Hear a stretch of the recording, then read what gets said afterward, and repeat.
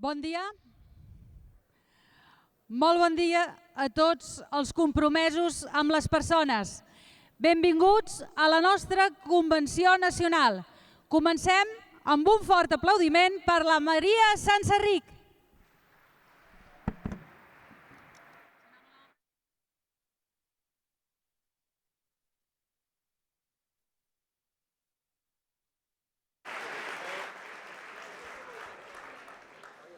Benvinguts a la primera Convenció Nacional de Convergència Democràtica de Catalunya.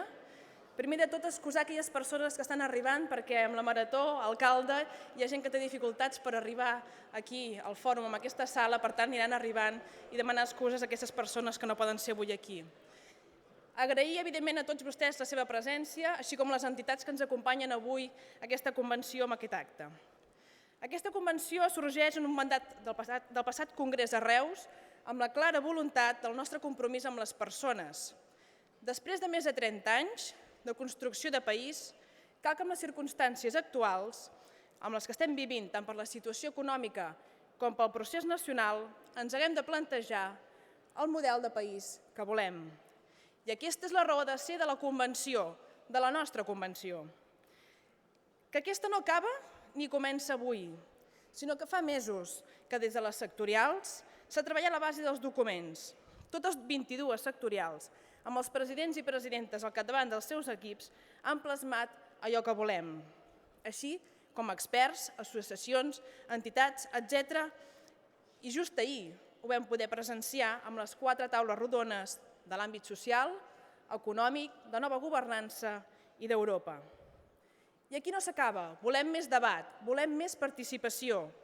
És per això que aquest document, del qual partim tots els militants, tenim l'oportunitat d'entrar esmenes, aquest període d'esmenes que farà que es culmini amb un Consell Nacional, màxim òrgan decisiu del nostre partit entre Congrés i Congrés. Així aconseguirem un document que plasmarà el model de país que Convergència Democràtica de Catalunya defensarà per una Catalunya millor, per una Catalunya compromesa amb les persones. Sabem que volem viure en un país lliure i sabem que som el partit que està liderant el procés per fer-ho possible i que amb el president Mas al capdavant som els que garantim que es faci bé. Des de Convergència Democràtica hem viscut situacions on ens hem trobat moltes dificultats a l'hora de poder tirar projectes importants a país. Qui no recordi, especialment la gent de les comarques de Tarragona que ens acompanya avui aquí, el que va passar en PortAventura. Mentre tots giràvem l'esquena i ens posaven problemes, nosaltres vam creure en un territori, vam creure en un país i vam tirar endavant.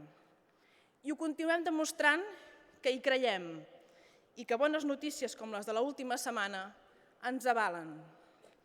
Què vull dir amb això, doncs? Que mentre uns creien que no seríem capaços de posar una data i una pregunta, d'altres teníem i tenim el convenciment absolut perquè creiem en Catalunya i, sobretot, creiem en les persones. Ara són moments emocionants per tots nosaltres, on alguns potser ens hem emocionat una miqueta més, però hem de sentir-nos orgullosos del que ens han precedit, d'aquelles persones que han treballat durant anys i anys i d'aquelles persones que ens precediran. Per tant, com diu el nostre portaveu, en Jordi Turull, hem de fer-ho bé per fer-ho possible. I d'aquí la importància d'aquesta convenció. No voldria acabar sense abans fer uns agraïments. Agraïments a totes les persones que ho han fet possible. En Josep Lluís Claries, el president de la convenció, en Pep Soler, el director, la Meritxell Borràs, la presidenta de la Comissió Nacional de Política Sectorial, a tots els presidents i presidentes de les sectorials i els seus equips, a l'equip relator i a tot el capital humà de la Seu Nacional, així com a entitats i persones que han col·laborat i col·laboraran. Però sobretot, a tots vosaltres, que lluiteu dia a dia i que treballeu per fer realitat el somni de llibertat dels catalans d'avui i els catalans del demà. Moltes gràcies.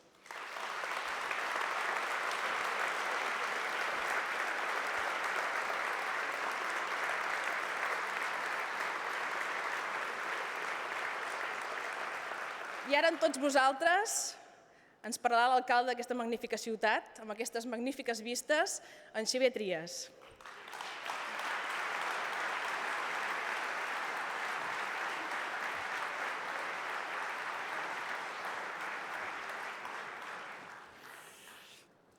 Bon dia a totes i a tots. Molt benvinguts especialment als que veniu de fora de Barcelona. No us podeu queixar, no? Hem posat un dia bonic. Us ho hem fet una mica difícil perquè amb la marató suposo que molts encara donen voltes per la ciutat, però això és un èxit, és un èxit per Barcelona, és un èxit molt gran que 18.000 persones, el 50% de fora de Catalunya, més del 46% són gent que venen de fora d'Espanya, i jo crec que això és un èxit per la nostra ciutat i per Catalunya. És un èxit de tots, no? Perquè és una manera de donar-se a conèixer, no? Com una manera de donar-se a conèixer, d'explicar-se, encara que la gent ja ens hauria de conèixer prou bé, és fer aquesta convenció. Agraïment a en Pep Soler, a en Josep Lluís Claries per la feina que heu fet. És important explicar a la gent què som de fa molts anys. Jo em vaig fer de Convergència, i aquí la gent hi ha cops que es posa nerviosa, perquè sóc un socialdemòcrata convençut, no? I sóc una persona que està convençuda que això i aquest títol que posem en aquesta convenció, que és compromesos amb les persones, és el que ens dona força. Una força extraordinària, no? I nosaltres hem de ser capaços de liderar això. La veritat és que vivim una situació difícil, amb una crisi econòmica, va començar per la construcció financera, econòmica, social, política de les institucions, una crisi de model d'estat i una crisi també de model d'Europa. Nosaltres hem lluitat i lluitem perquè Europa sigui diferent, no? Però nosaltres tenim un gran compromís, que és un compromís amb el país, amb els catalans i amb les catalanes. Tenim un compromís amb el progrés social i amb el progrés nacional, perquè no van separats. És impossible entendre una cosa deslligada de l'altra. Un compromís amb lo social des de totes les institucions, des dels ajuntaments, consells comarcals, diputacions, Generalitat. Avui dia intenten de totes fer-nos la vida difícil, amb això de l'Lrsal, intentant fer-nos perdre competències i dificultant-se la vida. És curiós que et diguin, això no li toca fer-ho a vostè, i qui ho farà? Qui ho farà? Tenen maltractada la Generalitat, tenim una Generalitat mal finançada i ara només falta que ens diguin que els ajuntaments no hem de fer segons quines coses. La crisi econòmica ha fet aparèixer nous perfils de pobresa.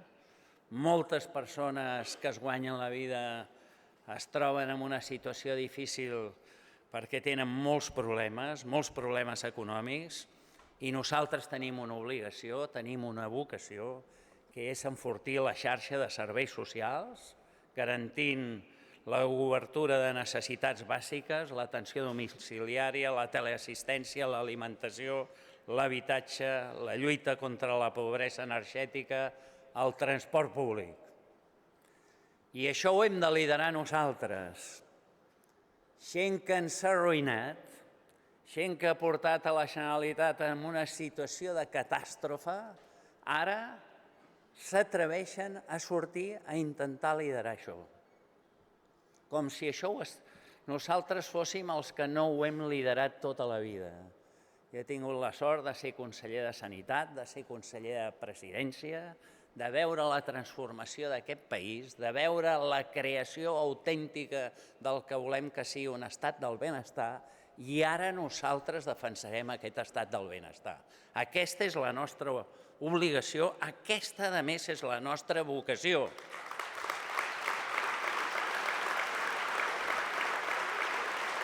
Però Però a més tenim una altra vocació, no? Tenim una altra vocació, i és no fer-ho sols. I per això és tan important el tercer sector, que és una joia per aquest país. Tenir un tercer sector potent, amb capacitat de donar resposta, és molt important. I ens hem de ficar en el cap tots que el tercer sector, a més, genera economia. El tercer sector no és despesa. El tercer sector genera activitat econòmica i, a més, genera resposta social. I això és molt important perquè dona cohesió, dona convivència, però, a més, dona activitat econòmica. I dona activitat econòmica i crea llocs de treball que d'una altra manera no es crearien mai. Mai. Un senyor sense sostre, on trobarà feina? On trobarà feina? Al tercer sector. I, per tant, nosaltres l'hem de defensar de totes. Crec que a la ciutat de Barcelona, a l'àrea metropolitana, tenim raons per ser optimistes. Sincerament. Nosaltres tenim una ciutat d'èxit, que és veritat, conviu amb gent que ho passa molt malament, però hem d'utilitzar l'èxit perquè sigui capaç de crear llocs de treball, de ser capaços d'impulsar l'economia. Nosaltres tenim una situació increïble. Tenim una àrea metropolitana, que és una plataforma logística com poques ciutats en el món tenen, i hem de lluitar en aquest sentit. L'altre dia vaig estar a Brussel·les i ens van donar el Premi de la Capital de la Innovació. És un èxit. És un èxit perquè és una aposta que fem nosaltres envers una nova economia, que jo dic que és la gran revolució del segle XXI, que és l'economia del coneixement, que és l'economia de les noves tecnologies. Però el que em fa més orgull és que això coincideix amb que a més som la capital del voluntariat. Això és el que dona força. El que dona força en una ciutat i en un país és ser capaços de ser punta de llança de l'economia, de la sortida de la crisi, però a més ser punta de llança de la sensibilitat social. I això és molt important. I això no ho fem nosaltres. Això ho fa el tercer sector. I això és el que ens hem de ficar tots en el cap un rere l'altre. Nosaltres, com a ciutat de Barcelona, no em canso de dir-ho, actuarem en tot moment com a capital de Catalunya i de la catalanitat, posant la marca de Barcelona al servei de tots els pobles i ciutats de Catalunya, posant la marca Barcelona al servei del nostre país. I això ens dona unes grans potencialitats. I això ens farà créixer econòmicament, però ens ha de fer créixer socialment i hem de fer que ningú, amb aquesta recuperació econòmica, ningú es quedi enrere. I aquesta sí que és una responsabilitat nostra. Aquesta és la gran responsabilitat de les administracions públiques. Aquesta és la gran responsabilitat que tenim els polítics d'aquest país. Tenim un altre compromís molt important, com a partit, com a gent de partit, que és el nostre compromís amb l'àmbit nacional. El compromís amb els drets democràtics dels catalans i catalanes. Un compromís que van refermar el darrer Congrés de Convergència i que encapçala el president Mas. El compromís de fer possible als catalans i catalanes decidir de forma pacífica i democràtica el nostre futur com a poble perquè la gent pugui viure millor i amb més qualitat de vida. Ho hem de fer amb voluntat de diàleg, amb la mà estesa, però amb compromís, amb un compromís ferm, amb que els catalans i catalanes puguin exercir aquest dret de decidir. I ho dic 1000 vegades i avui ho torno a repetir. President, la capital de Catalunya, Barcelona, està al servei del Parlament i està al servei del Govern de la Generalitat. Moltes gràcies.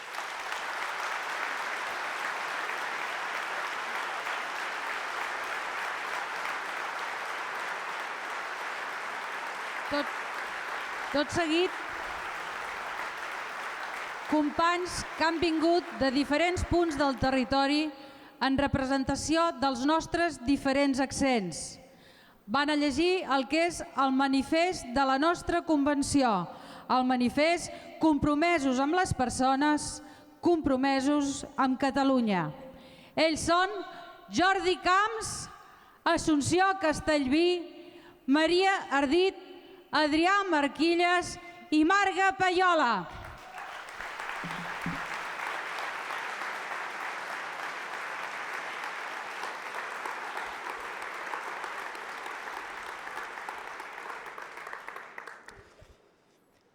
Manifest de la Convenció Nacional Compromesos amb les Persones. Convergència té un projecte i un compromís que vol compartir. Es tracta d'un compromís per a una Catalunya lliure, nova i millor, amb un estat propi, que tingui una economia d'èxit al servei de les persones, un estat del benestar fort i sostenible, una democràcia de qualitat i un espai protagonista en una Europa participativa i dels pobles. Avui, Convergència renova el seu compromís amb una Catalunya que tingui en el seu centre les persones. Volem un país que confiï en ell mateix, que confiï en la seva gent i que alhora la gent confiï en el seu país. Construïm la Catalunya del futur per als 7,5 milions de catalans i catalanes i per a tothom. Això il·lusiona. Creiem que tothom ha de portar el millor que tingui des de la seva responsabilitat. Mai com ara, un somni no havia estat tan realitzable i havia estat tan a prop. La convocatòria de la consulta per a poder decidir el nostre futur, el 9 de novembre, és una gran oportunitat per dotar-nos d'un nou estat, fet amb i per a les persones. Som una generació amb la responsabilitat de guanyar el futur, de guanyar la llibertat. Siguem Convergència i fem el que sempre hem fet. Donar-ho tot per a aquest país i per la seva gent. Compromesos amb les persones, compromesos amb Catalunya.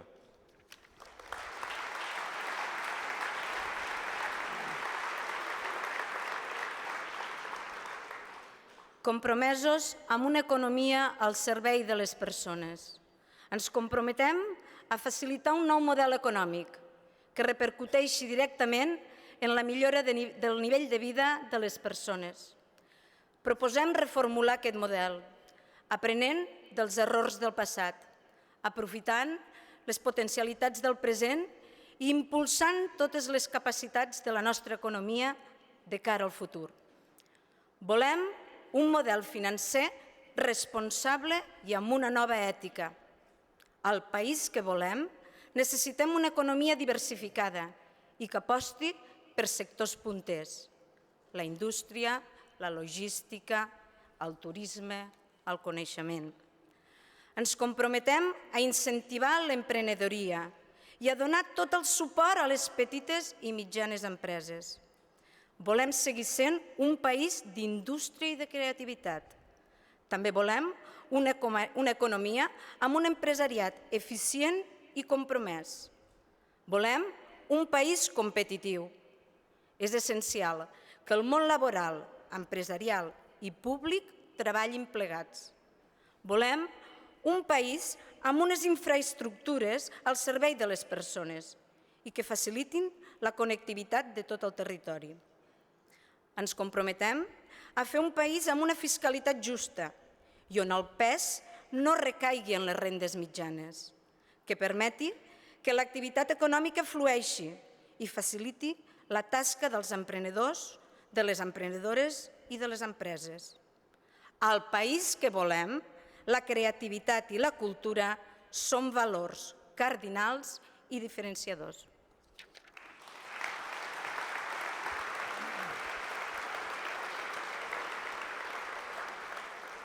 Compromesos amb l'estat del benestar. Volem un país amb ànima social, que reforci i millori els pilars de l'estat del benestar, que doni resposta als nous reptes d'avui, l'envelliment de la població, les noves demandes en el camp de l'ocupació, la diversitat i la pluralitat de la nostra societat, la nova realitat dels models familiars. Per això pensem i redissenyarem aquest estat del benestar, amb noves estructures d'estat sòlides i pròpies.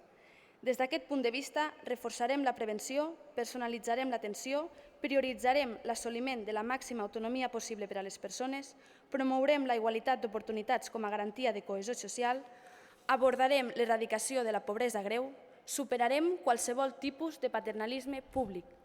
L'equitat, l'eficiència i l'excel·lència han de ser objectius compatibles del sistema educatiu, del sistema laboral i del sistema de benestar.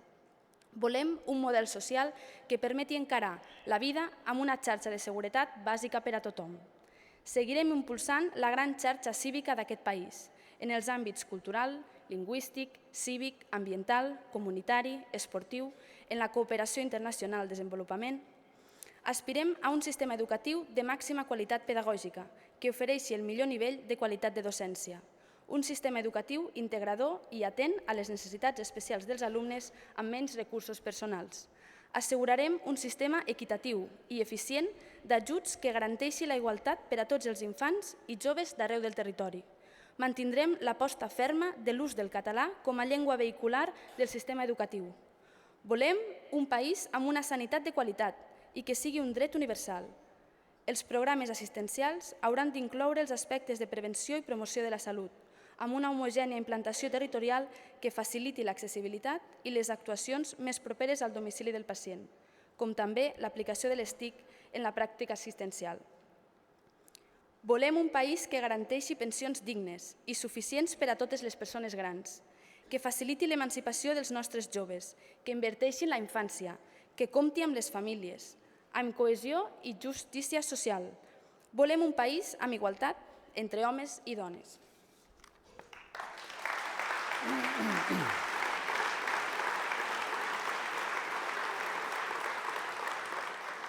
Compromesos amb Europa. Som europeus per història, per vocació i per trajectòria. A més, l'any 1986 els catalans vam accedir a la ciutadania europea. La societat catalana i la nació catalana som hereus de l'Europa que un dia van imaginar Monet i Schuman, una Europa que van definir com a la unió voluntària de totes les ànimes europees. En un moment on la globalització ho uniformitza tot, les societats europees reclamen l'arrelament a les realitats concretes de cada llengua i de cada cultura. Des de Convergència expressem la convicció que la continuïtat de Catalunya com a estat en el si de la Unió Europea no només serà d'interès per a Catalunya, sinó també per part de les institucions de la Unió. Una vegada més, les raons polítiques acabaran omplint els buits legals, com sempre ha succeït. Ens comprometem a que Catalunya expressi el seu compromís públic i raonat al cor polític d'Europa, manifestant clarament que ens sentim profundament nació europea, com també ciutadans i ciutadanes d'Europa. La Unió Europea, com a projecte de pau, de democràcia i d'integració territorial, estem convençuts que trobarà les raons polítiques perquè Catalunya, com a nació antiga europea, segueixi en el seu sí. Renovem el nostre compromís europeista de sempre. Som Europa i serem Europa.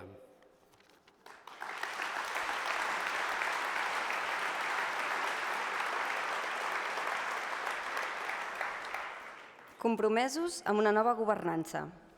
Ens comprometem amb una nova governança per a un nou país. Bastirem amb tot el poble, junts, un país nou, amb un nou ordre institucional. Aquest serà un nou contracte social, en base a un pacte ciutadà. Aquest és l'element fonamental per ser nou estat i proclamar una Constitució pròpia. La participació democràtica farà realitat que la ciutadania construeixi el nou país. Per això, dissenyarem un conjunt d'eines per tal que la ciutadania sigui la protagonista i tiri endavant el país. Una veritable democràcia, on qui se sent protagonista és el poble. Volem un sistema institucional nou, basat en la divisió i equilibri de poders, de tal manera que no es puguin produir abusos. Farem que el nou estat ens permeti consolidar els grans valors que ens han fet forts com a poble, aquells que formen part de la nostra essència. Caldrà un camí constituent que haurà de tenir ben presents aquells béns superiors que com a societat protegirem i estimularem. Els drets i les llibertats dels ciutadans, la igualtat, amb la lluita contra tota mena de discriminacions, l'erradicació de la pobresa, no només amb recursos econòmics, sinó amb instruments que permetin l'emancipació i la inclusió. La sostenibilitat ambiental, les potencialitats dels seus territoris i el seu equilibri, la capacitat d'acollir, d'assimilar i d'incorporar les onades migratòries com a riquesa del país i l'educació, la formació al llarg de la vida i la cultura com a font de ciutadania plena. Per tot això, Convergència es compromet a construir una Catalunya nova i millor, dotada de les estructures d'estat per poder exercir el nostre ple autogovern, que ha estat el nostre anhel històric, pel qual molts hi van donar la vida. Des del naixement de la Generalitat al segle XIII, com a país amb el Parlament més antic del món, com ens recordava Pau Casals, fent realitat la Catalunya sense límits que va proclamar el president Mas, volem decidir el nostre futur i el nostre benestar. Així doncs, des de Convergència Democràtica de Catalunya, renovem i actualitzem amb aquesta Convenció Nacional el nostre compromís amb les persones, el nostre compromís amb Catalunya.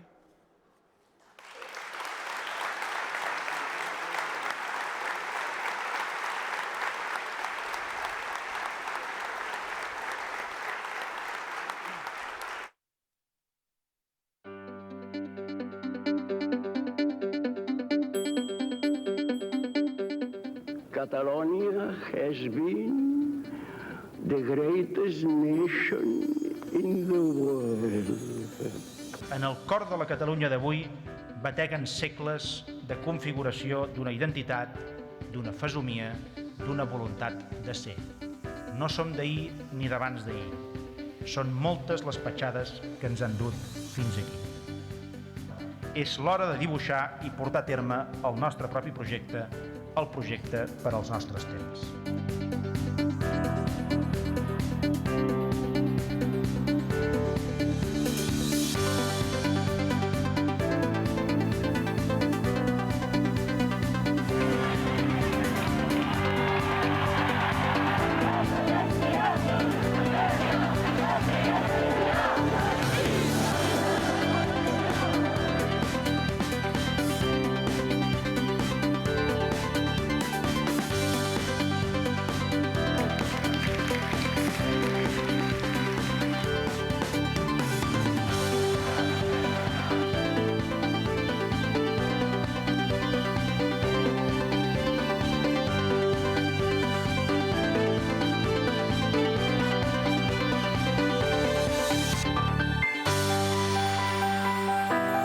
Ha de ser possible, però tot s'hi ha de poder aspirar pels camins del diàleg, la negociació, l'acord i el pacte.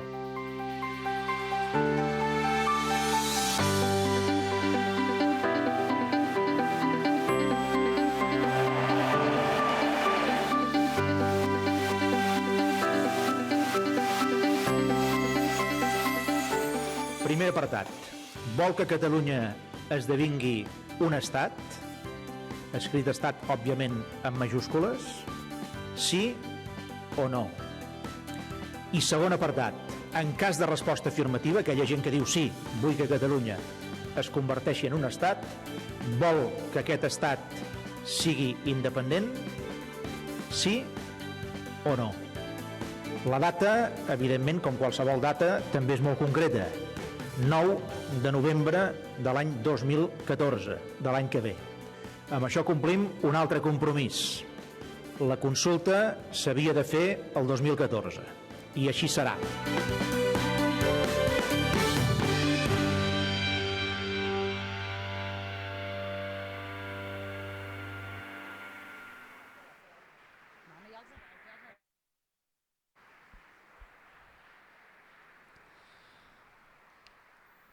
Tot seguit, amb nosaltres, el president de la Convenció Nacional, Josep Lluís Cleries.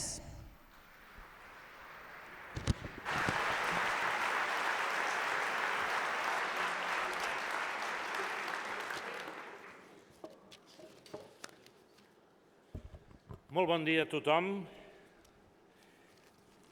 És un goig trobar-nos avui en aquest acte central d'aquesta Convenció Nacional que portem desenvolupant des de fa uns mesos.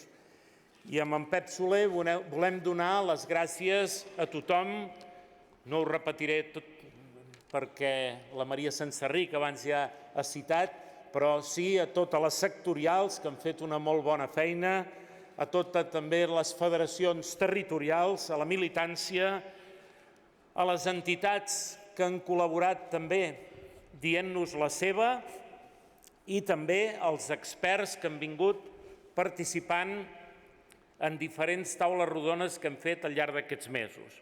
I alhora també els relators que hem tingut per cadascun dels àmbits.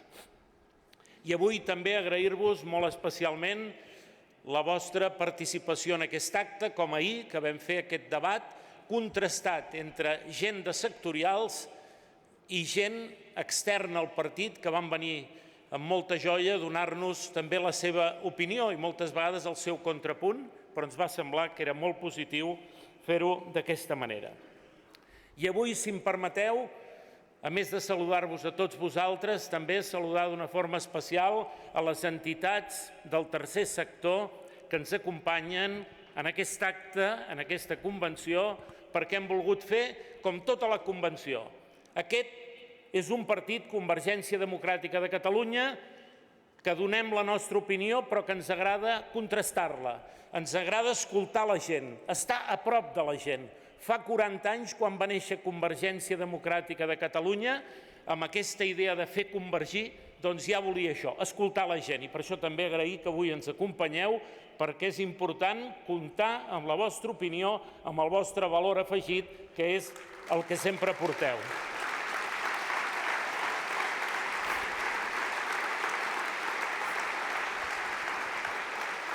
En aquests dies el que estem reflexionant és quina Catalunya nova i millor volem per al futur.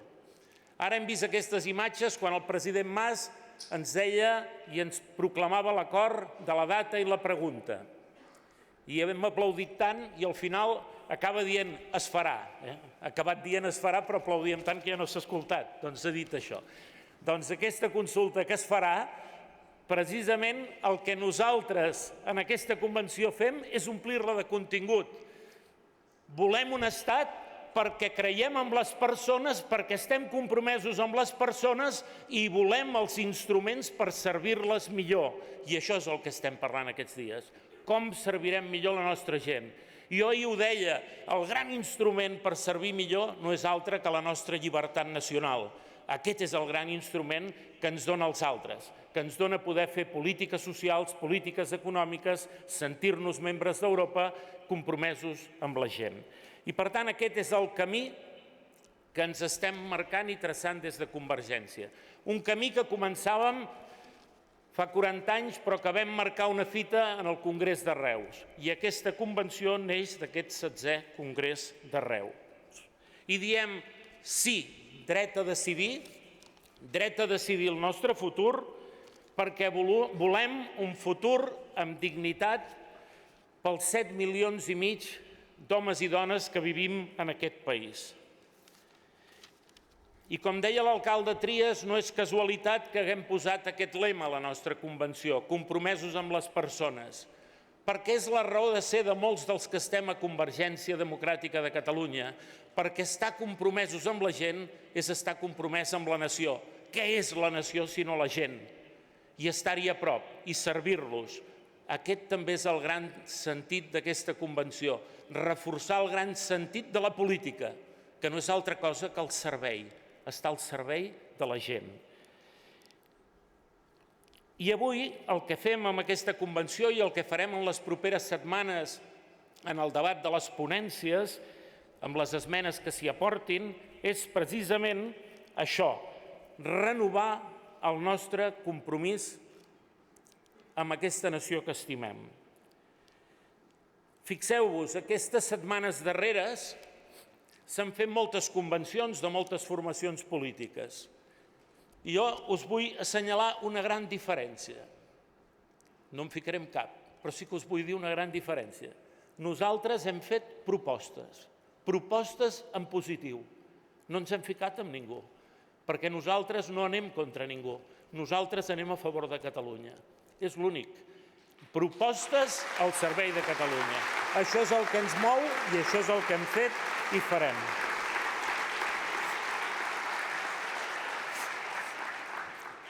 Jo aquesta setmana li deia en el Senat al president del govern de l'Estat que parlés amb el president Mas, perquè li vaig dir, miri, passa una cosa curiosa.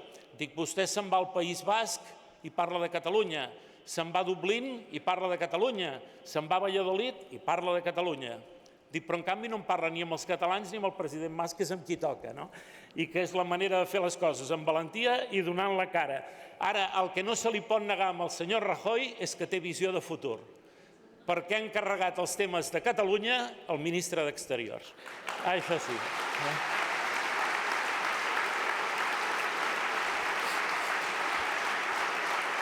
Fixeu-vos, en els diferents àmbits, i ara en el manifest es feia patent, resumir-vos 4 idees de cada àmbit, destacar-ne algunes.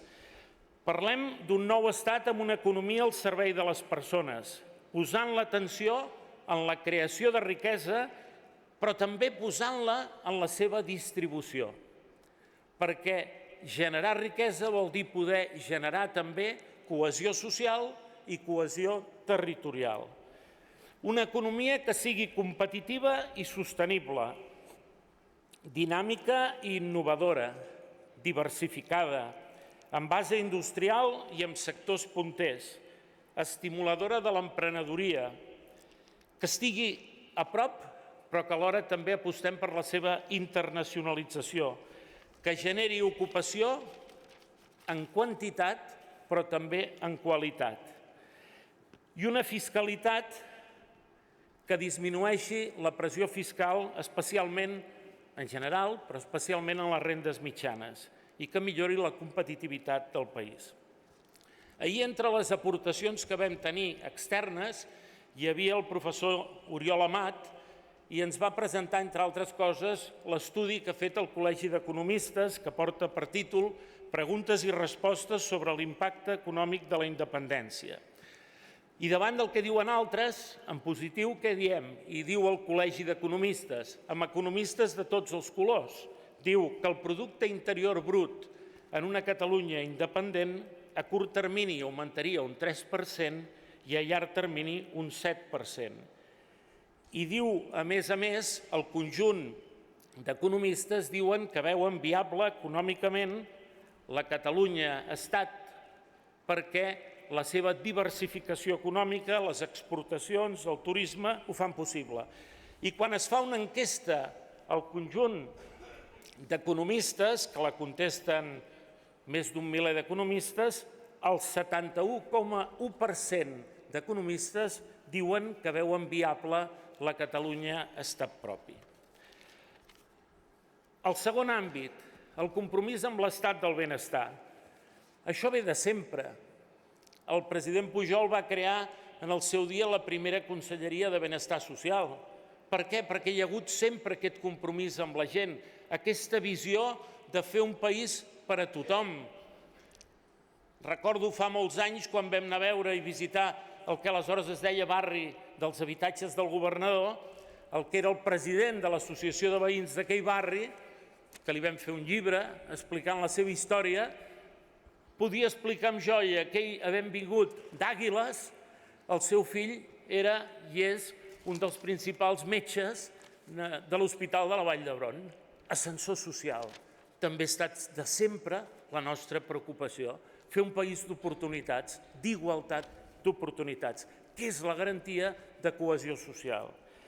I precisament, per tant, això va amb la nostra línia i volem un sistema educatiu, un sistema sanitari, unes polítiques socials i també una seguretat social, que també l'hem de tenir en el futur, pròpia, que tingui en compte la protecció dels riscos socials, que tingui en compte, com he dit, la cohesió social, que tingui en compte la igualtat d'oportunitats, que tingui en compte el sentiment de comunitat i la cooperació públic-privada, amb un tercer sector tan potent com té Catalunya, perquè hem de fer una administració que ho faci tot. No ho ha de fer tot l'administració.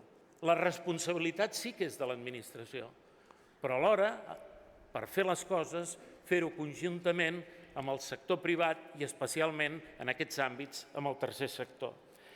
I en aquests documents i amb aquesta vessant socialdemòcrata que deia l'alcalde Trias, parlem de la redistribució de la riquesa, però també parlem d'una altra cosa, de la predistribució de la riquesa, que és un concepte nou, que va en aquesta línia de preveure on s'han de fer les inversions, les actuacions, abans de que passin les coses, per fer aquesta societat encara més inclusiva.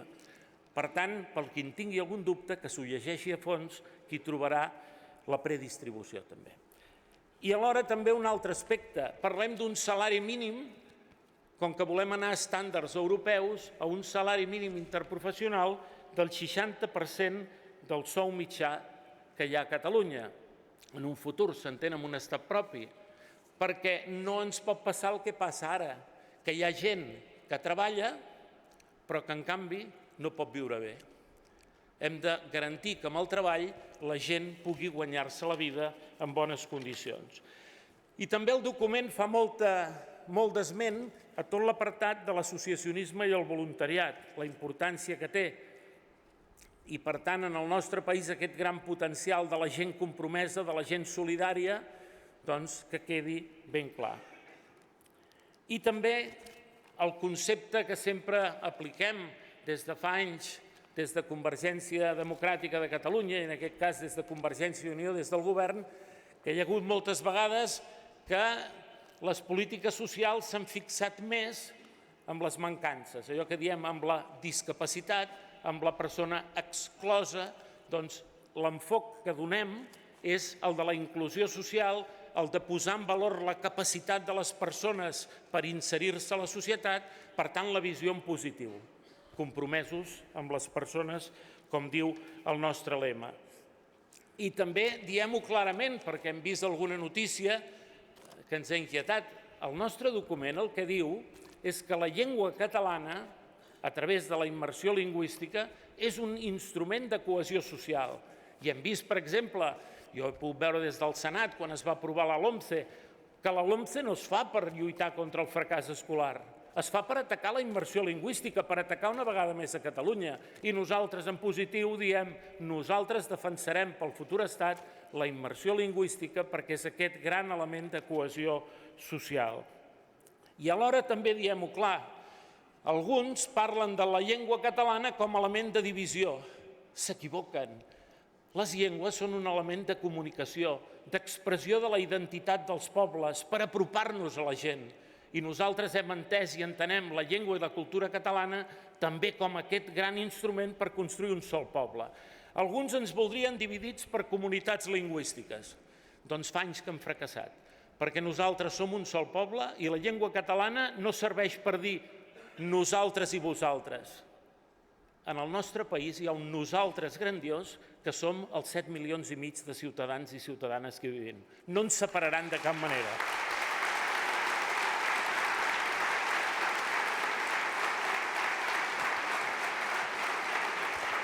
Compromesos amb Europa. Europa és la nostra raó de ser. Ho diu el document tan clar com som part d'Europa des de l'imperi carolingi. Aquisgrà és la nostra capital històrica. Ho diu així el document i ho vull repetir tal com ho diu. Europa és oportuna per Catalunya i Catalunya és oportuna per Europa. Ahir ens ho deia en Martí Anglada, en la seva reflexió que feia en la convenció. Diu, però és que només és una oportunitat. Si som fins i tot un benefici per a Europa que Catalunya hi entri com a estat. I per tant això ho hem de posar en valor. Des de Convergència expressem la convicció que la Unió Europea no pot expulsar i no expulsarà una nació que és de les més antigues d'Europa. Ara ho recordava també en aquestes imatges quan Pau Casals ho diu a les Nacions Unides. I si Europa vol ser un projecte com és de pau, de democràcia i d'integració territorial, Catalunya hi té i hi tindrà un paper molt i molt destacat. Finalment, la regeneració democràtica. Establim en el document una nova governança per un nou país, més transparència, més retiment de comptes, més prestigiar la bona política, posar en valor la gent que estem i que estarà en la política, perquè volem que els millors, que la gent amb més possibilitats, amb més capacitat de donar, estigui en la política, perquè és el servei públic i és el servei als altres. I això ho farem amb aquesta regeneració democràtica, augmentant també tot el que és la participació de la ciutadania, posant en valor els drets i els deures. Drets i deures. Això és ciutadania, això és civisme.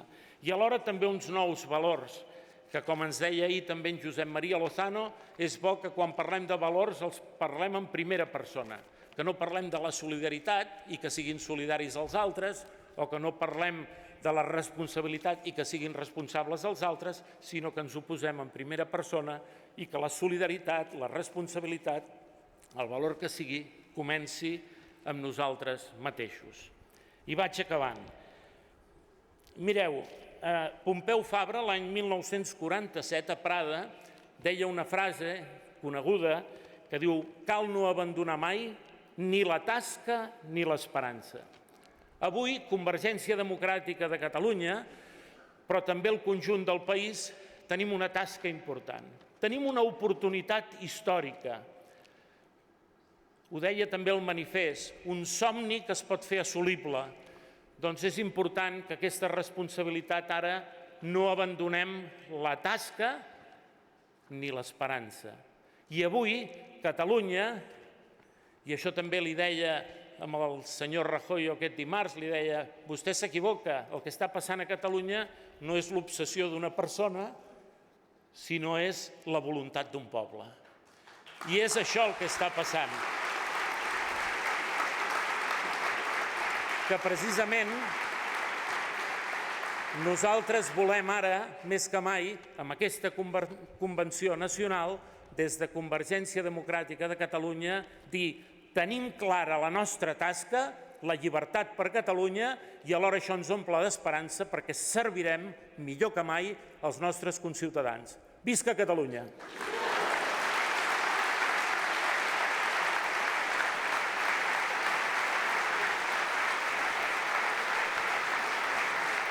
Portes 5 anys treballant esforçadament com pocs per fer sentir la nostra veu, la veu de Catalunya a Europa. Us demano un fort aplaudiment.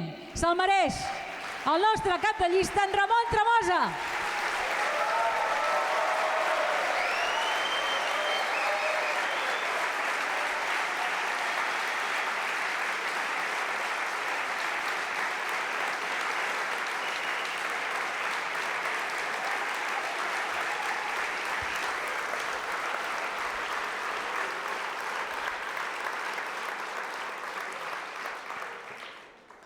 Moltes gràcies, benvolguts presidents, benvolgudes conselleres i consellers, diputats i diputades, senadors, senadores, alcaldes, amics i amigues.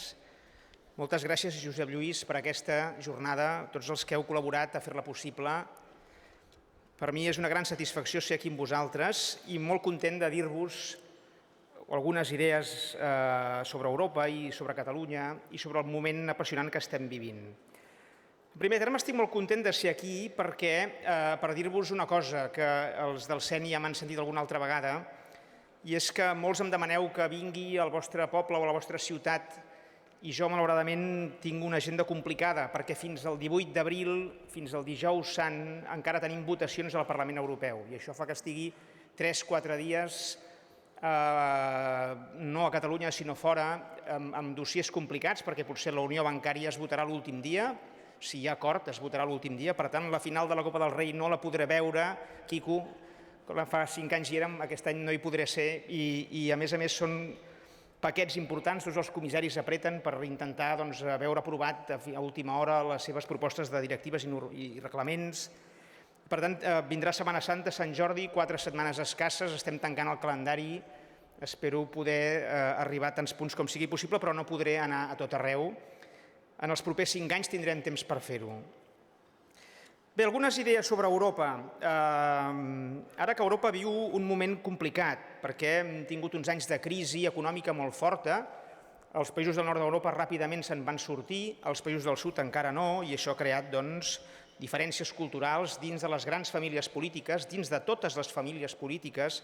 Tindrem un resultat electoral complicat, amb un Parlament Europeu difícil de gestionar, i això, la història avança amb passos endavant i passos enrere, potser tindrem uns anys d'hibernació o d'alentiment en el procés de la construcció europea, però en tot cas jo voldria dir-vos coses positives d'Europa. Per exemple, que Europa pot oferir en un món en creixement un gran tresor, que és l'estat del benestar, que són les polítiques socials.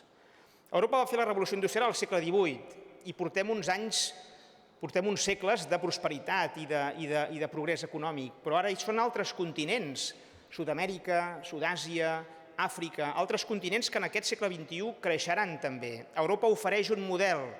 Hem creat riquesa, però també la repartim d'una manera molt important. Aquest és un element d'identitat europea del qual hem de sentir-nos orgullosos, com a catalans que som. Quan parles amb gent d'altres continents, això és important. Europa és un model que ofereix creació de riquesa, que ha sabut crear riquesa, però que també la reparteix en una gran part. I això és un valor molt positiu, és un gran èxit europeu. Un altre gran èxit europeu, la lliure circulació de persones, de mercaderies, de béns, de serveis, de capitals, que és el que tot el món imita.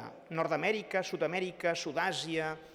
Hi ha grups de països que diuen fem com els europeus, que circulin lliurement. Encara no tenen moneda pròpia, encara no tenen un espai Schengen, passar d'un país a l'altre sense passaport, però això ho està imitant tothom. Fins i tot els conservadors britànics, que diuen volem sortir de la Unió Europea, que és un embrió d'Unió Federal Europea, però volem millorar i reforçar el gran èxit europeu que ha estat en el segle XX l'internal market, aquesta lliure circulació de persones, de mercaderies, d'idees, de capitals, de serveis. Aquest és un altre gran èxit europeu. I un altre gran èxit europeu que ara com a catalans ens toca especialment. Europa és un espai de llibertat i democràcia com no n'hi ha d'altre. I mireu-vos, per exemple, el referèndum escocès. Escòcia, el Parlament escocès va guanyar un referèndum. Només amb el 52% dels diputats del Parlament escocès, l'Scottish National Party i el Partit Verd d'Escòcia, que són petits, només amb aquests dos partits, només amb un 52% del Parlament escocès, ningú no qüestiona els escocesos que s'han guanyat una consulta. Ni el David Cameron, ni cap partit unionista britànic, ni cap govern europeu diu quina majoria tan justeta, potser que ho deixeu córrer i demaneu un referèndum quan tingueu una majoria de 2/3. Fixeu-vos quin àmbit de llibertat i democràcia és aquest. I al Parlament de Catalunya, 2/3 explícitament pro consulta i més diputats si sumem molta gent del PSC, alguns del Parlament, molts alcaldes del PSC, molts militants que vosaltres i nosaltres coneixem. Nosaltres que a les últimes eleccions catalanes amb una participació rècord del 70% gairebé, resulta que se'ns nega el dret a ser consultats. I això que abans ha dit el Josep Lluís Claries no és el deliri d'uns pocs, sinó la voluntat majoritària d'un poble. Això ho diu el Financial Times 2 dies després en el seu editorial sobre les eleccions catalanes. Per tant, la premsa internacional no és com la premsa de Madrid. Agafa números, agafa xifres, veu que hi ha una voluntat majoritària d'un poble que en aquest cas lidera Convergència Democràtica, molt content de ser aquí avui amb tots vosaltres. Una altra dada bonica d'Europa per recordar, i que em perdoni el conseller Mascolell si faig una mica de traç gruixut. Europa representa el 15% de la població mundial, genera el 25% del PIB mundial, però realitza el 50% de tota la política social mundial. Que aquests són uns percentatges molt difícils de mantenir. 15% de població del món, 25% de la generació de riquesa del món, 50% de les polítiques socials del món es fan a Europa. I això és un element que en el nostre carnet d'identitat europeu l'hem de portar amb orgull, perquè això és resultat d'un gran consens intern entre les grans famílies polítiques europees després de la Segona Guerra Mundial, de com fer les coses millor. Es crea la Unió Europea, però també es crea aquest estat del benestar, que s'ha de reformar, que s'ha de mantenir, que s'ha d'ajustar, però que sapigueu que és un tresor que hem de saber explicar. Una altra cosa positiva d'Europa, l'Europa solidària. La Unió Europea és més solidària, podríem dir, els Estats Units, perdoneu, Europa és més solidària que els Estats Units, i ara us ho explicaré per què. Perquè heu vist en els últims mesos que la ciutat de Detroit ha fet fallida i no hi ha hagut rescat federal per Detroit. No ha anat el senyor Obama amb un paquet d'ajut per salvar l'Ajuntament de Detroit. No, no, no.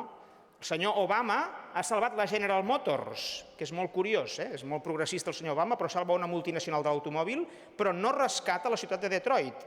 I a la ciutat de Detroit les retallades són del 100%. És a dir, molts serveis públics, molts serveis socials tancats en el 100%. I és veritat, aquí a Europa patim retallades del 5, del 10, del 15, en els països del sud.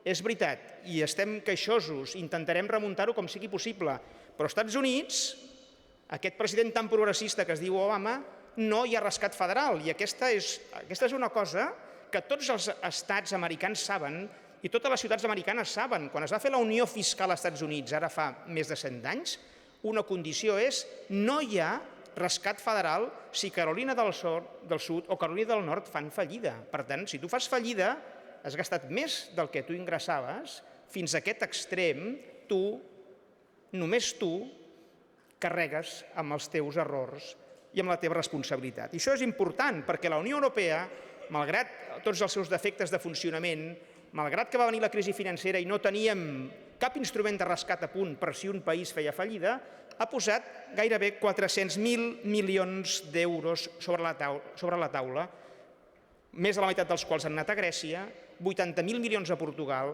també 42.000 a Espanya pel rescat bancari i també per Irlanda. Per tant, hem posat una xifra, els països europeus han posat una xifra que pràcticament equival a 2 vegades el PIB de Catalunya per ajudar en aquests països del sud d'Europa. I això no existeix a cap altre lloc del món mundial. Perdoneu la reiteració de món mundial, però és per fer-vos veure que efectivament només Europa fa aquestes coses, amb errors. Aquesta setmana hem votat l'informe de la Troika al Parlament Europeu i hem dit, és veritat, hauríem de crear un fons monetari europeu, és veritat, hauríem de crear un fons d'ajut als joves aturats europeus, és veritat. No hi ha hagut accountability democràtica del que s'ha fet en el Parlament Europeu i això ho millorarem, és veritat, però hem posat aquests diners i com s'ha aprovat en la resolució final, es reconeix, i això també ho han reconegut i ho han votat els comunistes alemanys, sense aquest ajut i aquest paraigües, amb tots els defectes que vulgueu, la ruïna i la fallida de països com Grècia hauria estat molt pitjor. Crisi social duríssima, que la pateixen, però sense aquest paraigua, sense aquest ajut, hauria estat molt més greu. I això, fins i tot els comunistes alemanys ho voten en el Parlament Europeu, i ja no diguem tots els verds del nord d'Europa. I aquesta és una informació que heu de saber, perquè amb tots els seus errors, la Unió Europea ha intentat ajudar en aquests països que no han fet bé la feina.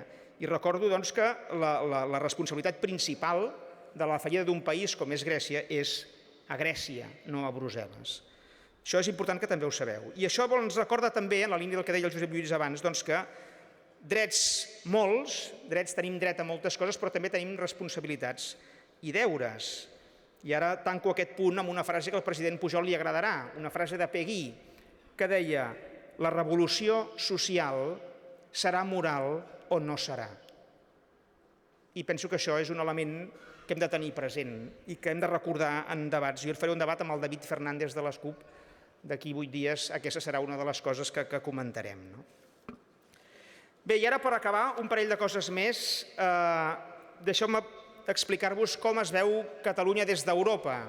He estat 5 anys a Europa, he parlat amb ministres, amb comissaris, amb eurodiputats, amb alts funcionaris de la Comissió.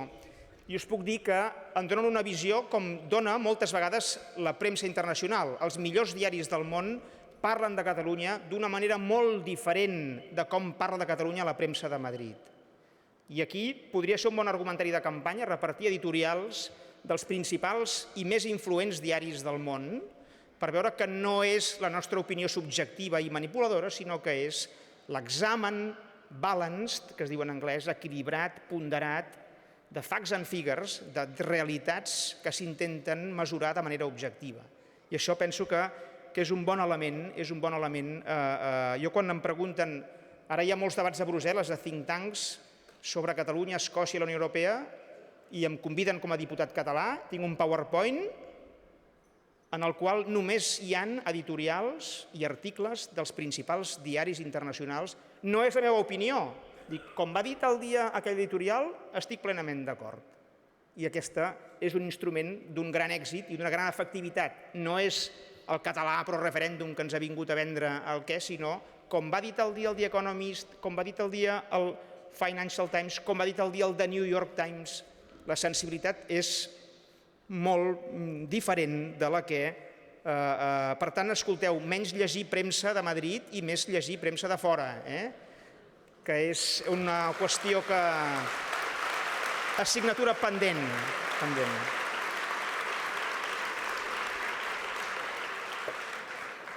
Bé, doncs, escolteu, la visió de Catalunya vista des del nord d'Europa, és Catalunya és el país més nòrdic de la Mediterrània, amb més virtuts dels millors països d'Europa a la Mediterrània. I aquest és un element del qual ens hem de sentir també orgullosos. És un país que va fer la revolució industrial al segle XVIII-XIX sense recursos minerals, sense ferro ni carbó. És un país, doncs, dinàmic, emprenedor, amb voluntat d'internacionalització que ve de molt enrere, amb una vocació de lideratge gran. És un país on hi ha milers d'empreses multinacionals que segueixen venint cada dia i cada dia tenim anuncis positius d'inversió internacional al nostre país, però que també col·laboren molt bé amb milers i milers de petites i mitjanes empreses locals. És un país d'economia diversificada, és un país de gran creativitat, amb una gran capital, com és Barcelona. Amb una capital a la Mediterrània que competeix, per exemple, amb París, Londres, Munic, i els hi guanya congressos internacionals de primer nivell al món, com és el de telefonia mòbil. I tenim també un port amb gran ambició global. El port de Barcelona és el nostre petroli en el segle XXI. I només si som potents econòmicament podrem mantenir aquesta Catalunya de les polítiques socials que existeix a la societat civil. Per tant, és molt important identificar on hem de posar l'accent i la prioritat quan volem generar riquesa. Doncs el port de Barcelona, aquí el teniu ampliat, malgrat totes les dificultats que històricament hi ha hagut, diguem-ne, des de les visions de Madrid de dir ara per què cal ampliar un port d'aquesta manera, amb quina voluntat de lideratge? Doncs perquè Barcelona vol competir amb els ports del nord d'Europa i vol deixar de ser el primer port mediterrani local, perquè ara els ports que tenim a la Mediterrània, Gènova, Marsella, València, Barcelona, són només ports locals, només serveixen la seva economia local i regional, no juguen cap paper de porta europea d'importació i d'exportació, que és el que dona la gran riquesa als ports de Rotterdam, d'Hamburg, de Bremen, els ports d'Anvers, els ports del nord d'Europa, fan molta més riquesa com a porta de comerç europeu que no pas servint la seva economia local. Jo recordo la visita que va fer el president dels trens italians, vam anar a Palau de la Generalitat, que és un model molt interessant d'alta velocitat, rendible i molt ben estructurada, doncs visitant la terminal semiautomàtica de Hutchinson, i em va preguntar, president Pujol, qui va tenir la idea fa 20 anys d'això, d'aquest port ampliat, pensat en clau continental, d'aprofitar oportunitats globals, Àsia la gran fàbrica del món, Europa el gran mercat, la Mediterrània, principal mar, volum, centre de comerç.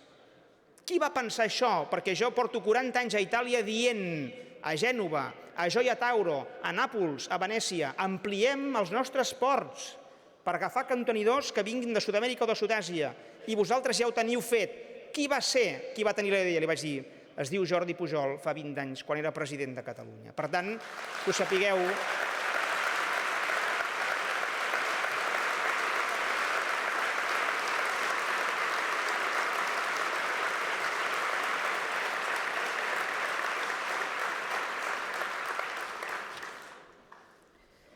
Que sapigueu doncs, que ja fa 20 anys lideràvem amb visió de futur per on anirien els eixos de creació de riquesa en els propers anys I en aquest sentit, jo havia fet un llibre que es deia Catalunya serà logística o no serà, perdoneu la propaganda, però si volem que... Jo ara també penso molt que Catalunya serà social o no serà, perquè tot el que estem fent com a procés polític és perquè no volem deixar de prestar totes les prestacions que fem a la nostra gent. I, per tant, per salvar la Catalunya social és important tenir un país econòmicament fort. I aquí ha estat cabdal el lideratge que el president Pujol va tenir fa 20 anys, quan a Madrid ningú, els mapes de comerç mundial, les tendències de futur, amb què ens guanyarem la vida al segle XXI, ningú en tenia ni idea. I per acabar, ara sí, abans de donar pas al president Mas, deixeu-me opinar sobre aquestes expulsions, amenaces d'expulsió que ens fa el ministre Margallo dia sí, dia també. Jo us donaré un parell de dades, una mica d'informació, perquè tingueu arguments amb els quals parlar amb els vostres amics, si aneu a mitjans de comunicació, perquè feu córrer aquesta informació. Jo, esclar, porto 5 anys a Brussel·les i he vist unes quantes coses. Per exemple, Espanya, com a país gran de la zona euro, tenia garantit sempre una cadira, una de les 7 cadires en el Consell de Govern del Banc Central Europeu. Però quan fa 2 anys va caducar el càrrec i Espanya va presentar un candidat, doncs se li va dir no, ara ve un senyor de Luxemburg en el seu lloc. Al cap d'unes setmanes, Espanya demana, amb el nou govern del PP, la presidència de l'Eurogrup en nom del seu ministre Lluís de Guindos. Però resulta que els europeus van dir no, ara li toca amb un holandès. I quan Espanya diu presento a Lluís de Guindos, el senyor Lluís de Guindos obté un vot, que és el seu, perquè els altres 17 països no van votar a Espanya. Ara, fixeu-vos que amb tota la construcció europea que s'ha fet, amb tots aquests mecanismes i organismes de rescat que s'han creat, tots aquests elements i organismes de supervisió financera que es faran, doncs fixeu-vos que Espanya va demanar moltes presidències d'aquests organismes de rescat, doncs no li ha tocat ni una. O, per exemple, quan alguns alts càrrecs de responsabilitat de la Comissió Europea que han estat ocupats per espanyols caduquen i Espanya proposa candidat, n'hi ha d'un altre país. I això no ho diu Ramon Tremosa. Entreu al Google i poseu Ignacio Molina, Fundación Elcano, intro. I allà surt un article de 9 pàgines on explica molt ben detall això. I és el primer article intel·ligent, fet per un espanyol intel·ligent, que diu, senyors, els errors i horrors de la política exterior espanyola dels últims 15 anys són responsabilitat d'Aznar, Zapatero i Rajoy. I ho diu un professor universitari de Madrid, un article molt ben fet que us recomano com a element de campanya electoral. No és la meva visió esbiaixada, sinó que ja a Madrid comença a haver-hi gent que diu que la culpa és d'una mala estratègia política. I fixeu-vos, ara que tenim eleccions europees i que es renovarà tota la cúpula de la Unió Europea, Bernardo de Miguel, que és un economista i un periodista de Madrid que viu a Brussel·les, va fer un article al 5 Días aquesta setmana i diu hi ha 10 alts càrrecs en joc, no sabem qui serà president de la Comissió Europea, o pot ser el Juncker, que és aquell senyor de Luxemburg que va agafar pel coll el ministre de Guindos el 2012, perquè resulta que un dia el senyor Rajoy puja a firmar el topac fiscal comprometent-se a una certa estabilitat pressupostària i ell surt en roda de premsa quan la tinta encara estava eixugant-se del paper i diu no penso complir el límit de dèficit de la Comissió Europea del 2012, que ja per a Espanya ha sigut molt generós. I Espanya va camí de fer un 10% de dèficit per 5è any consecutiu. Tant de bo no sigui del 10 aquest any, però així és vista. Doncs esclar, el senyor Bernardo de Miguel escriu només sabem una cosa clara, d'aquests 10 top jobs, d'aquests 10 alts càrrecs, sabem només una cosa clara, no n'hi haurà ni un que sigui espanyol. Per tant, clar, això podeu preguntar, per què passen aquestes coses? Doncs perquè jo he vist a la ministra Salgado el 15 de novembre de 2011 dir al Parlament Europeu que el dèficit públic d'Espanya seria del 6%. L'error va ser de 50.000 milions, perquè va ser de l'11%. Normalment els errors en l'estimació del dèficit són d'algunes dècimes i a finals d'any acostumes a ajustar més. Doncs, esclar, així està la cosa, no? Per exemple, Espanya lidera rànquings d'incompliments de directives i normatives europees sempre dalt de tot. O, per exemple, Espanya viola la seguretat jurídica de les inversions internacionals en el sector fotovoltaic. I en aquest sentit, per exemple, sapigueu que jo he fet que persones concretes de petites empreses hagin tingut accés directe al comissari per queixar-se d'aquestes qüestions. El comissari Oettinger ha rebut diverses vegades a catalans perquè això crea un precedent gravíssim dins de la Unió Europea.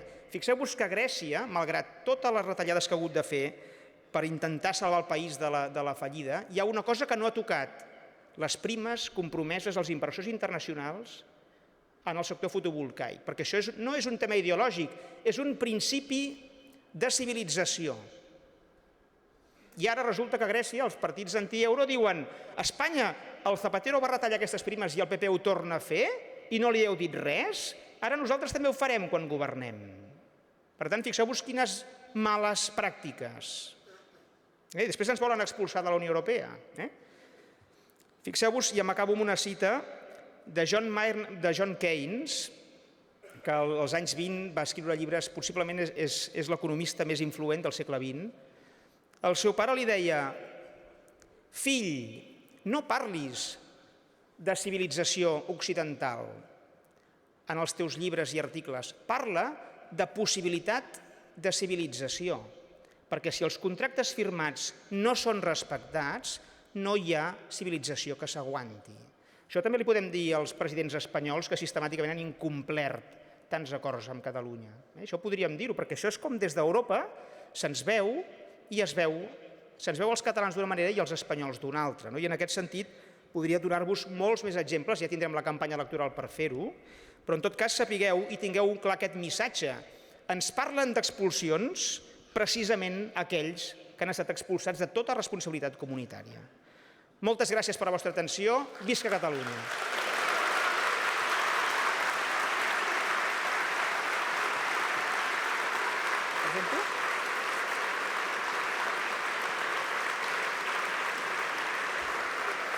Bé,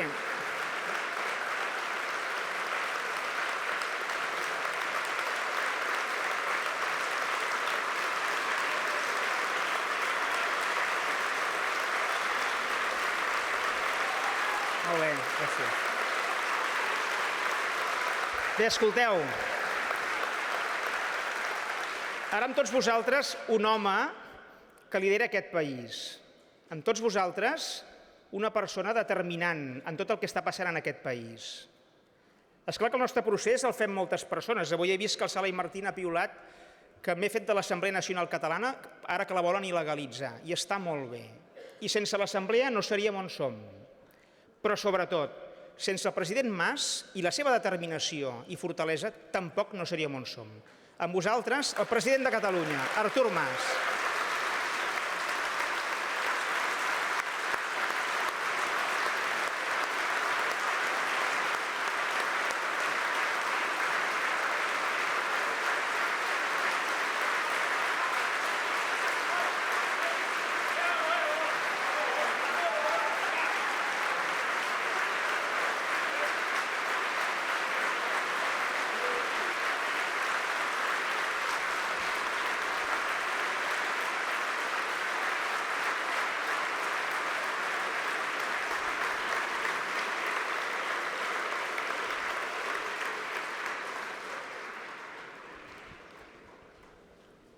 Bé, molt bon dia a tothom i moltíssimes gràcies per la vostra assistència en aquesta convenció organitzada per Convergència Democràtica de Catalunya. Vull recordar que aquesta convenció va ser un mandat del Congrés que es va fer a Reus, ara farà 2 anys concretament. Per tant, doncs, hem complert aquell mandat, era la idea que hi havia. Una convenció que, com veieu, doncs, és compromesos amb les persones. Jo volia, com a president del partit també, agrair a totes les persones que hi heu participat, que ho heu liderat, que hi heu treballat, tot el vostre esforç, tota la tasca que s'ha dut a terme, perquè em sembla que calia fer-ho i, a més, probablement ho hem fet en el moment oportú. I no perquè vinguin unes eleccions, perquè algú pensarà, ara m'has dit això perquè com que venen eleccions just calia fer-ho ara. No, ho hem fet en el moment oportú segurament per altres motius, no? I ho hem fet en el moment oportú perquè probablement estem, i aquesta és la primera reflexió que volia compartir amb vosaltres, probablement estem en un moment en què les principals dificultats que hem patit durant anys sembla que les comencem a deixar enrere. I per tant és un moment molt oportú per fer algunes reflexions. Si és que és així, i jo crec que és així, evidentment no podem llançar les campanes al vol, això està clar, no? Però si és cert que sembla que algunes dificultats les comencem a deixar enrere, doncs val la pena que ara reflexionem sobre algunes coses, tots nosaltres, que ens permetin aprofitar els millors temps que poden venir i, si podem i en sabem, no tornar a caure en els errors pretèrits. Perquè de les poques coses bones que poden haver tingut aquests darrers anys, de les poques coses bones, una d'elles és si ens hem adonat o no, com a societat, d'alguns errors que s'han comès i que es podien no haver comès. O dit d'una altra manera, què n'hem tret de lliçons de tot el que ha passat? Aquesta reflexió probablement és oportuna, ara que venen dies més llargs i amb més llum, i que s'obren clarianes, i això també ho hem de poder explicar a tothom, tant de bo sigui així, almenys aquest temps que veiem aquí al costat, alcalde, ho corrobora, com tu ens deies, doncs ara probablement aquest és moment oportú per poder fer algunes reflexions en aquest sentit que us deia. Jo personalment n'he fet unes quantes que us volia transmetre, no són gaires i procuraré que siguin molt sintètiques, però em sembla que val bastant la pena que com a mínim això us ho pugui transmetre. Primera reflexió del que ha passat aquests darrers anys. Hem de saber donar valor al que tenim. I això, deixeu-m'ho dir així, ens n'havíem oblidat. Ens pensàvem que construir tot allò que havíem construït era fruit, diguem-ho així, del que segur que havia de passar. I que allò era inamovible, que era intocable, que ho teníem per sempre. I ara resulta que ens adonem que una part d'allò que havíem construït amb tant d'esforç i amb tanta voluntat i amb tanta esperança al mateix temps i amb tanta determinació, una part d'això ara, poc o molt, veiem que ha trontollat. I en el moment en què tot això trontolla, i em refereixo, per exemple, a pilars de l'estat del benestar, pilars que teníem molt donats per fet que els havíem aconseguit definitivament, ara ens adonem que tot allò té algunes esquerdes. Ara ens n'adonem. I per tant li donem més valor o li hem de donar més valor a allò que vàrem aconseguir fer. Això segurament no ho comparteix tothom, però val la pena que aquesta mentalitat es vagi instal·lant en el nostre país perquè es vagi entenent d'aquí cap al futur que tot allò que hem d'aconseguir sempre ha de ser una conquesta diària, a través de l'esforç diari, i que no ens vindrà donat. Com no ens ha vingut donat el que hem fet fins ara i ara, en part, ens ha començat a trontollar. Bé, aquesta és una primera reflexió que em sembla que val la pena tenir present perquè, torno a dir, alguna cosa, alguna lliçó n'hem de treure de tot això que ens ha passat. I una bona lliçó seria dir donem-li valor a allò que tenim sense renunciar a allò que hem de seguir construint. Segona reflexió. Tan important és quan es creix per part dels països com de quina manera es creix. Aquesta crec que és una altra lliçó que n'hem de treure. Hi ha hagut sempre una certa competició per veure qui creix més, qui té el major creixement. I normalment el líder, el primer de la classe, és el que creix més.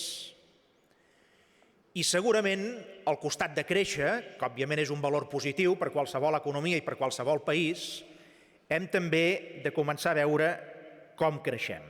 L'autèntica competició no és créixer més que qualsevol altre, sinó créixer millor.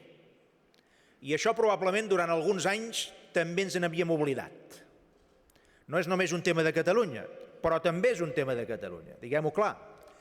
I ara tenim l'oportunitat de definir aquest vector de creixement de cara al futur, aquest vector d'evolució econòmica, aquests paràmetres de futur, tenim l'oportunitat de fer-ho, però amb la mentalitat de veure com ho fem millor. No veure si aconseguim créixer com els millors anys passats, sinó créixer diferent de com havíem crescut abans. I això Catalunya possiblement és un país que ho pot arribar a fer. Fixeu-vos que una de les lliçons d'aquests anys de dificultats és que quan creixes molt o bastant, però no creixes del tot bé, les desigualtats dintre de la societat, quan venen els temps difícils, creixen. I ara estem en aquest punt. A Catalunya, desgraciadament, dissortadament, les desigualtats en aquests darrers temps han crescut. I això no és el que vol ni Convergència ni el que vol la immensa majoria de la societat catalana. Per tant, insisteixo, hem d'aprendre a configurar, i aquesta convenció també ha d'ajudar en aquest sentit, hem d'aprendre a configurar el que ha de ser el creixement econòmic del futur perquè estigui presidit per aquest concepte de créixer millor. Tercera lliçó. L'economia de mercat, que és la que coneixem, l'economia social de mercat, que se n'ha dit moltes vegades, certament és probablement la millor manera d'organitzar les economies modernes i facilita el creixement econòmic. Però sabem millor que abans que l'economia de mercat no busca ni garanteix sobretot l'equitat. Això ho sabem, millor que abans. I és una altra lliçó que també n'hem de treure. L'equitat només la pot assegurar una societat conscienciada, mobilitzada, conscient dels seus drets, com deia abans en Claries, i també conscient dels seus deures, i a més, uns poders públics, subratllo, poders públics amb força. Poders públics, fixeu-vos, agafem les dues paraules. Poder públic vol dir que hi ha d'haver poder, no pot ser només una titella, això, no pot ser només una espècie, diguem-ne, de cosa sense força o sense base, poder i públic, que vol dir de tots. No poden ser poders petits, segrestats o influïts per uns pocs, sinó que han de ser el poder de tots, per això és públic, i que sigui poder real. Perquè ara sabem que la política, tan denostada, tan criticada, o diguem-ho diferent, la bona política és garantia i esperança de l'equitat. La bona política és garantia i esperança de l'equitat. I si no hi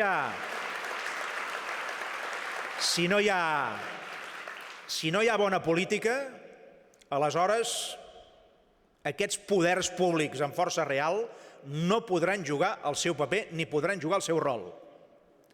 I sabem fins a quin punt això és estrictament necessari que sigui d'aquesta manera, si el que volem, precisament, és garantir aquesta equitat dins de la nostra societat.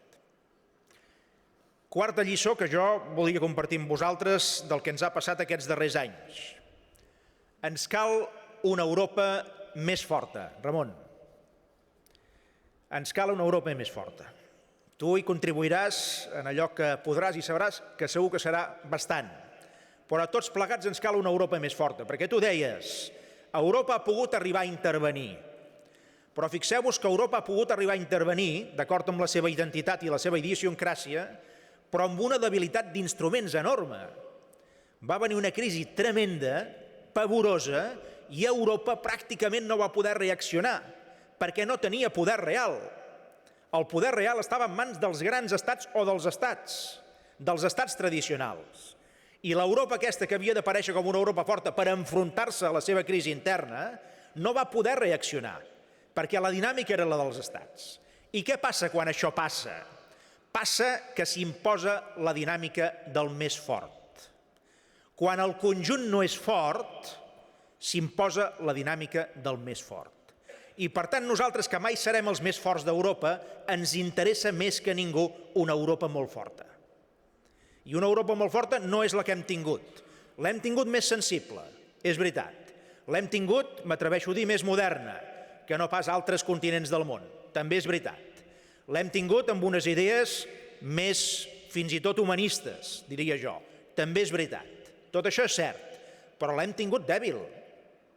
I ara, amb pentes i rodolons, s'està intentant donar-li poder. Tu ens deies abans, Ramon, que ara, finalment, sembla ser que es votarà la unió bancària. Però ara que comencen a veure's clarianes per tot arreu, afortunadament, ara que ja han passat 6 anys d'enormes dificultats, ara es votarà la unió bancària. Quan molts altres països de fora d'Europa, o fins i tot continents en algun cas, o gairebé continents, varen poder prendre decisions des del començament. I nosaltres aquí, doncs, despistats i barallats, moltes vegades, dintre d'aquesta Europa una mica desnortada. Ens cal per afrontar moments complicats i per construir millors escenaris, ens cal una Europa clarament més forta. I darrera lliçó, que no us sorprendrà, però crec que és una altra lliçó que també els catalans, com a mínim, doncs la veiem claríssima, no? Ens cal, com a lliçó d'aquests darrers anys, entendre que a Catalunya li cal molt més autogovern. I molt més autogovern què vol dir? Vol dir dues coses. Un, que el Parlament del país tingui els instruments, les eines i les capacitats legislatives per poder prendre decisions pròpies i fer polítiques pròpies i no dependre només i exclusivament o gairebé exclusivament dels altres. I segon, i segona cosa que falta, no només capacitat legislativa, falta capacitat de dirigir les finances del país. Aquestes dues coses que són elementals i que aquestes poc o molt quedaran fins i tot en una Europa més forta, capacitat legislativa en els parlaments, capacitat de decisió i capacitat de dirigir les finances pròpies, aquests dos elements a Catalunya li manquen de manera molt evident. I abans potser es podia més o menys disfressar, però ara ja no, perquè ara que hem vist les bufetades com venen i com hi hem de fer front, doncs ara veiem més clar que mai que aquest dèficit d'autogovern és un dèficit per poder lluitar en moments difícils com els que hem viscut i com els que estem vivint. Mireu només el que ha passat aquesta darrera setmana en el Parlament de Catalunya, aquest debat sobre la pobresa i les desigualtats. Deixeu-m'ho dir des de la meva perspectiva perquè vaig escoltar totes les intervencions, vaig seguir tot el debat, des del primer moment fins a l'últim. En alguns moments, us he de confessar, com a president del país, però també com a persona, com a ciutadà, en alguns moments va ser un debat tristíssim. Perquè imagineu-vos un país com el nostre, que ha de fer front a creixents desigualtats com les que hem tenint, també més persones amb risc de pobresa, i que es baralla en el seu Parlament per les escorrialles quan resulta que li falta allò que és fonamental per poder garantir que farem una política social en majúscules, perquè un estat en majúscules vol dir també una política social en majúscules. Un estat en majúscules vol dir una política social en majúscules. Doncs això és el que vam tenir al Parlament.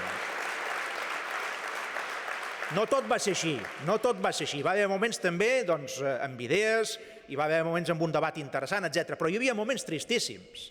Perquè quan pot ser que un país que tot ell és conscient, més enllà de la gesticulació, que li falten aquestes coses tan elementals, com ens podrem barallar per les escorrialles? Us imagineu allò amb una piscina, uns quants nedadors que es dediquen a poder fer la seva cursa, etc. Us imagineu que en aquesta piscina no hi hagués aigua? Què farien els nedadors? Es tirarien a dintre per clavar-se una gran plantofada o purament es dedicarien a fer uns quants moviments en l'aire que seria una absoluta gesticulació? El que cal per nedar és que a la piscina hi hagi aigua. I ens hem de barallar perquè hi hagi aigua a la piscina. No utilitzant la gent feble i vulnerable d'aquest país per veure si es pot desgastar el govern de torn. El de torn, el que sigui. Això és una mica trist. I denota una cosa, que n'hi ha alguns que no han entès el moment i la transcendència històrica que estem vivint. La mirada curta dels partits en aquest moment és un perill. M'atreveixo a dir-ho davant de Convergència perquè estic convençut que nosaltres no hi caurem en aquest perill, ni en aquest parany. Però la mirada curta dels partits en aquest moment és un perill pels grans projectes que aquest país ha d'endegar i que la societat té molt clar com els hem d'endegar i com els hem de conduir. Per tant, aniria bé que de cara a aquests propers temps, d'una forma o d'una altra, aniria bé que els partits vagin prenent consciència, tots ells, d'aquesta transcendència històrica que estem vivint i que ara no és el moment del joc curt, sinó que és el moment de la mirada llarga. I si no la tenim, ens passarà per sobre, a tots plegats, el pes de la història d'aquest moment. I el país no ho perdonarà. I tant de bo l'exemple d'aquest debat d'aquesta setmana serveixi també com a lliçó. No n'estic segur d'això que us dic, no n'estic segur, però tant de bo serveixi com a lliçó perquè en altres debats d'aquests no ens barriem per les escorrialles i ens dediquem a omplir la piscina en benefici de tots. Un parell de coses més.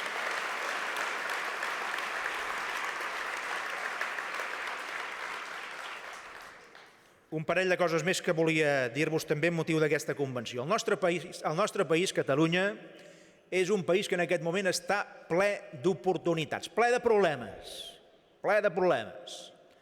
però ple d'oportunitats. Aquests darrers dies ho hem vist. Només cal seguir una mica el que ha passat només els darrers dies a Catalunya per adonar-se de fins a quin punt aquest no és un país que estigui condemnat a vagar pels segles dels segles enmig de l'espai, sense nord, sense sentit de la gravetat i no sé quantes coses més, amén. Oi? No és així. És un país que està ple d'oportunitats. Per cert, quan sento aquesta gent que tenen aquesta afició a l'astronomia, que els hi deu haver agafat de manera, diguem-ne, recent, darrerament, tenen una espècie d'impuls o d'ímpetu de ciència astronòmica, jo, quan vaig sentir aquestes coses, pensava, entre mi no pensava, ostres, mira que hi ha tanta gent que en aquest moment intenta arribar a treure l'enigma, un dels grans enigmes, que és què hi havia abans del Big Bang. Perquè més o menys ja se sap que tot el que nosaltres tenim en aquest moment, des del punt de vista de l'univers, ve d'allà, ve del Big Bang. Fins i tot amb els grans telescopis, amb els més moderns, es pot arribar a veure ara, en temps real, aquella llum emesa fa milers de milions d'anys enrere. Què hi havia abans del Big Bang? Tot això s'ho pregunta tothom i alguns fins i tot s'atreveixen a dir bé, doncs segurament abans d'això hi devia haver alguna cosa i alguns en diem o en diuen Déu. Doncs no, ja hi havia Espanya. Abans del Big Bang ja hi havia Espanya. Sí, perquè no ho sabeu això, no ho sabeu, però resulta que Espanya és una unitat de destino en lo universal. Evident, abans del Big Bang hi havia la mà d'Espanya que va ordenar tot l'univers i que ara, amb la seva veu autoritzada, es permet saber qui vagarà per l'espai pels segles dels segles i qui no. I nosaltres, evidentment, estem condemnats divididament per aquesta mà invisible, o desgraciadament massa visible, a vagar pels segles per tot aquest espai. Doncs bé, aquest país que està condemnat d'aquesta manera, resulta que en els darrers dies ha aconseguit coses tan importants com que una de les grans multinacionals del món digui que s'instal·larà a través d'una gran inversió logística en el Prat de Llobregat, ben a prop d'aquí. I aquest que no s'acaba aquí. I aquest mateix país ha aconseguit que una altra gran marca mundial, en aquest cas la Ferrari, s'instal·li un d'aquests llocs que també vagarà per l'espai pels segles que els segles, que se'n diu el Camp de Tarragona, allà a la Costa Daurada. Costa Daurada, Camp de Tarragona. I resulta que aquest país que està condemnat a vagar per l'espai pels segles dels segles té molt a prop d'aquí un port que, com es deia abans per part del Ramon Tremosa, complementat, per cert, amb altres ports catalans i concretament també amb el de Tarragona, que és un altre gran port de gran significació en el conjunt del nostre país i destinat també a tenir un molt bon paper de cara a aquests propers temps, doncs resulta que tot això sumat i alguns altres ports catalans, tot això en aquest moment està agafant una empenta que porta, per exemple, en el cas de Barcelona, a que s'hagi convertit en el gran port de creueristes de tot el món, a banda d'un parell o tres de ports del Carib. Fins i tot amb el vaixell de creuers més gran del món, que resulta que tindrà base també en part a Barcelona. I resulta que el primer avió més gran del món, que és el 380, que fa una línia regular entre un punt d'aquest planeta espanyol i un país estranger, resulta que surt de l'aeroport del Prat. Aquest és el país condemnat a vagar per l'espai pels segles. Però, atenció, això és el que es coneix, però hi ha altres coses que no es coneixen tant, però que també són reals, que no surten tant en els titulars, per entendre'ns. També és veritat, per exemple, que el nostre país, a través de les seves escoles de negocis, concretament l'ESADE, l'IES, la Graduate School of Economics, creada fa uns anys enrere en el marc d'unes quantes universitats catalanes, resulta que aquests tres centres de negoci, aquests centres, diguem-ne, d'educació en el món dels negocis, resulta que tenen més estudiants internacionals que mai. Per exemple. I resulta que, i aquesta és una dada molt important, el 60% de tots els estudiants de les universitats catalanes, 60%, tenen pare i mare que no havien trepitjat la universitat. Això és molt important, perquè això és el país que hem fet. Aquest és el país que hem fet. Que 6 de cada 10 estudiants d'aquest país, 6 de cada 10, tinguin pare i mare, no pare o mare, no, pare i mare, que no van passar per la universitat. Aquest és el país que hem fet i que volem no només mantenir, sinó fer créixer de cara al futur. I aquest és un país, i això tampoc es diu molt, vam tenir ara una experiència recent amb la consellera Rigau en aquestes mateixes instal·lacions, amb una gran convenció de Microsoft, que hi havia un miler de mestres, bàsicament de mestres de 97 països del món. Semblava les Nacions Unides de l'Educació, el divendres de la setmana passada, en aquestes mateixes instal·lacions. Doncs bé, resulta que tenim una llengua pròpia, abans hi fèieu referència, tenim una llengua pròpia que en aquest moment s'ha convertit en una llengua present en el món digital i a internet. I no era evident que això pogués passar. I resulta que entre les 20 llengües amb més presència a Twitter del món hi ha el català. Aquesta llengua d'aquest país condemnat a vagar per l'espai pels segles, resulta que està entre les 20 primeres llengües a Twitter. I això és perquè hi ha hagut molta gent que hi ha cregut. Quan els poders reals públics, però que no eren de tots, matxacaven la llengua catalana, hi havia molta gent de Catalunya i molts no nascuts a Catalunya que defensaven el català. Aquesta és la realitat. I gràcies a això, doncs avui tenim a través de la nostra llengua presència en el món digital, presència a internet, com una llengua normal del món, perquè això és el que nosaltres som, o representem, una llengua normal del món, i gràcies també a això i a la creativitat del país i al talent de molta gent, a nivell individual, avui tenim gent del món de la cultura a Catalunya que té una autèntica projecció europea i universal. I de les coses bones que passen en el país, ja que ens acompanyen avui una pila d'entitats que es dediquen cada dia a fer la vida més fàcil a la gent que realment ho necessita, totes les entitats que us agraeixo molt que estigueu aquí, i les entitats i les persones que les representeu, el que ha passat en aquests darrers anys, i aquesta és lliçó positiva, és que en plenes garrotades i bufetades, en ple creixement de la gent que realment s'ha convertit en persones més vulnerables, en aquests moments hi ha més donatius que mai, hi ha més afiliats que mai, i hi ha més voluntaris que mai. I això també és el país. Aquest també és el nostre país. I això vol dir, com us deia abans, un país ple d'oportunitats, perquè aquestes oportunitats les creen i les generen les persones de carns i ossos que configuren la Catalunya dels 7,5 milions de catalanes i de catalans. Darrera cosa, avui hi ha un referèndum a Crimea. Alguns ens han volgut portar a la comparació entre Crimea i Catalunya. N'hi ha hagut d'altres que han dit no perdeu l'oportunitat de fixar-vos en el que passarà a Crimea. Però nosaltres hem dit que el que passi avui a Crimea no serà assimilable en el que pugui passar a Catalunya. Perquè en allà, com veieu, hi ha coacció. En allà, com veieu, no hi ha un esperit absolutament pacífic. I a casa nostra sí. I aquesta és una gran diferència.